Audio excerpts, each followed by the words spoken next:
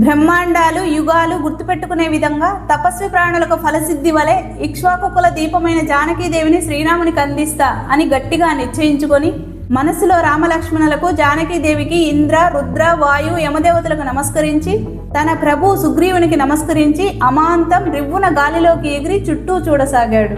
తనకు దూరంగా ఈశాన్యమున ఒక పెద్ద వనం కనపడింది. ఇది వరకు ఆ వనాన్ని నేను చూడలేదు అని నిశ్చయించుకున్నాడు. బ్రహ్మాది దేవతలు, రుద్రుడు తన సపరివారంతో, శ్రీమన్నారాయణుడు లక్ష్మీ సమేతంగా, అష్ట దిక్పాలకులు, పంచభూతాలు, సమస్త దేవగణాలు, గణాధిపతులు అందరూ నవ్వుతూ ఒక్కసారిగా తన కళ్ళలో మెదిలి అందరూ ఒక పక్కకు జరిగి అశోకవనాన్ని హనుమకు చూపించారు. రావణ భవన సముదాయం వదిలి అశోకవనంలోనికి ప్రయాణిస్తున్నాడు హనుమ. ఒక్కసారిగా శరీరం అంతా పులకరించసాగింది.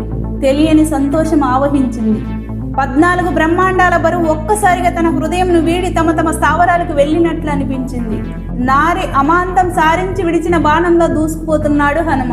తనకి ఇరువైపులా ఎవరో వస్తున్నట్లు అనిపించి ఒక్కసారిగా తన వేగాన్ని తగ్గించి చూశాడు. తన కుడివైపున గరుత్మంతుడు విశాల రెక్కలతో తన గమనాన్ని సుగమం చేస్తున్నట్టున్నాడు.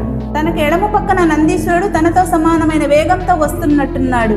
బహుశా నేను అలసిపోతే సేద తీర్చడానికేమో అనుకొని రెట్టింపు వేగంతో అశోకవనం లోపలికి ఎగరసాగాడు Hanuma. Friends, follow the next video. జై శ్రీరామ్, జై హనుమాన్.